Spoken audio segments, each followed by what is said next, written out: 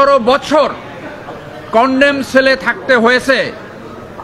Police সাক্ষী দিয়ে বলেছে তারা গ্রেপ্তার করেছে জাহাঙ্গীর আলম বদরকে, যার বাড়ি দোহার। এই জাহাঙ্গীর আলম বদর ছিল মুফতি হান্নানের সাথে 9টি মামলার সহযোগী আসামি। অথচ এই জাহাঙ্গীর আলম কুষ্টিয়া, যিনি ল্যাব তোষকের একজন দোকানদার ছিল, সাক্ষী দিয়ে বলা হয়েছিল ঘটনার সময় তিনি কুষ্টিয়াতে ছিলেন। এরপরও অত্যন্ত অন্যায্যভাবে, অত্যন্ত অন্যায়ভাবে তাকে পাতানো সাক্ষী দিয়ে তাকে ডেথ সেন্টেন্স দেওয়া হয়। 17 বছর তিনি এই কন্ডেম সেলে ছিলেন। আজকে আমরা ন্যায় বিচার পেয়েছি। আমার ডান পাশে যে মেয়েটি আপনারা দেখছেন, তার বয়স ছিল তখন 4 মাস। 4 মাস সময়ে তার বাবা অন্যায়ভাবে মিথ্যা মামলায় গ্রেপ্তার হয় এবং এখন সে মুক্তি পেয়েছে। আজকে এই মেয়েটা খুশি, ন্যায় বিচার পেয়েছে। আমার বামে যে রয়েছেন তিনি জাহাঙ্গীর আলমের আপন বোন। তারা এতদিন ধরে এই ন্যায় বিচারের অপেক্ষায় ছিলেন। আজকে তারা ন্যায় বিচার পেয়েছে। এখন কথা বলো, আসেন দুজনের সামনে আসেন। হ্যাঁ বলো, সামনের দিকে তাকিয়ে, সামনের দিকে তাকিয়ে জোরে বলো, জোরে। আমি যখন একেবারে ছোট, 4 মাস যখন বয়স আমার, আমি কথা বলতেও পারতাম না, কথাও শিখিনি, আব্বুকে চিনতামও না, ডাকতেও পারতাম না। তখন থেকে আমার আব্বু নাই। আমি জন্মের পর থেকে আমার বাসায় কখনো আমার আব্বুকে দেখিনি। আমার বয়স 17, আমার আব্বু জেলে থাকার বয়সও 17। আর হচ্ছে আব্বু মুক্তি পেল, আমরা তো আশা করিনি যে আব্বু মুক্তি পাবে।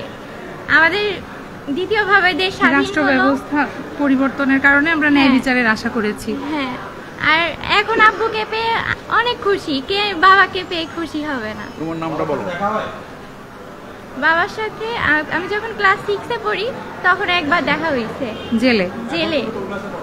এখন আমি ইন্টার ফার্স্ট ইয়ারে পড়ি। নামটা বলো তোমার। আমার নাম সাফা জুমায়না। বাবার নাম জাহাঙ্গীর আলম। আব্বুকে ভুলভাবে ধরা হয়েছে নামের জন্য। আমার আব্বুর নাম আর আমার দাদুর নাম, আরেকটা আসামির নাম আর তার বাবার নামের সাথে মিল রয়েছে। এইভাবে করে আব্বুকে মানে ফাঁসিয়ে ধরা হয়েছে। তারপর আমরা ছাড়াতে পারিনি। আমাদের ব্যারিস্টার আঙ্কেল, ঠিক আছে, সামনের দিকে তাকান। আচ্ছা, কি বলবো, আপনার ভাইকে কিভাবে ধরা হলো? আপনারা যে আজকের এই মামলা রায় হলো 16 বছর পর, আপনারা ন্যায় বিচার পেয়েছেন কিনা, কেমন লাগছে? হ্যাঁ, আমরা এই পিছন থেকে আপনারা সরেন, পিছনে কেন সরেন, পিছন থেকে সরেন। আমরা আলহামদুলিল্লাহ ন্যায় বিচার পেয়েছি। আমার ভাইয়া ইসলামী বিশ্ববিদ্যালয়ের ছাত্র ছিলেন। তারপরে উনি আমার বাবার ব্যবসা দেখাশোনা করতেন। হঠাৎ করে আমার ভাইয়াকে অ্যারেস্ট করা হয়। আমরা কিছু বুঝে উঠতে পারিনি তখন। তারপর থেকে ভাইয়াকে 1 মাস মতো গুম করে রাখা হয়েছিল। 1 মাস পরে আমরা আমার ভাইয়ার খোঁজ পাই। 1 মাস মতো আমরা হন্যে হয়ে খুঁজেও কোথাও আমার ভাইয়ার কোনো হদিস পাইনি। তারপরে এতদিন ধরে মামলা চলছে। আমরা আশা করেছিলাম জজ কোর্টেই আমরা খালাস পাবো, কিন্তু 2018 সালের যে রায় হয় সেখানে আমরা আমাদের ন্যায় বিচার, প্রত্যাশিত বিচার আমরা পাইনি। ঘটনার দিন আমার ভাইয়া সহ আমরা সবাই, যে ঘটনাটা ঘটে 21শে আগস্টে, সেই দিন আমরা সবাই একসাথে উপস্থিত থেকে টিভিতে আমরা সংবাদটা দেখেছিলাম এবং সেই দিনে দোকানে আমার ভাইয়া সারাদিন বেচা কেনা করেছিল। সেখানকার সাক্ষীও পেশ করা হয়েছিল, কিন্তু তারপরেও আমরা ন্যায় বিচার পাইনি। দীর্ঘদিন পরে হাইকোর্টে আপিল করার পরে আমাদের বিজ্ঞ আইনজীবী উনি আমরা সহায়তায় দেশের পট পরিবর্তনে আমরা ন্যায় বিচার পেলাম। ধন্যবাদ মানে সবাইকে। আমার নাম হচ্ছে দিলারা বিনতে কাশেম। ওকে, লাস্ট একটা কথা বলি। আপনারা এই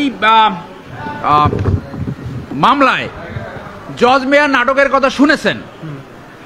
এইটা আগের একটা ব্রিফিংয়ে আপনাদেরকে আমরা বলেছিলাম, এইটা ছিল দ্বিতীয় জজ মেয়ার নাটক। তাকে 4টা গ্রেপ্তারের তারিখ দেখানো হয়েছে। গ্রেপ্তার করে যেমনটি শুনেছেন 1 মাস তাকে গুম করে রেখেছিল এবং 5ই আগস্টের আগে একটা ব্রিফিংয়ে আপনাদেরকে বলেছিলাম এইটা ছিল দ্বিতীয় জজ মেয়ার নাটক। ধন্যবাদ সবাইকে। Thank you.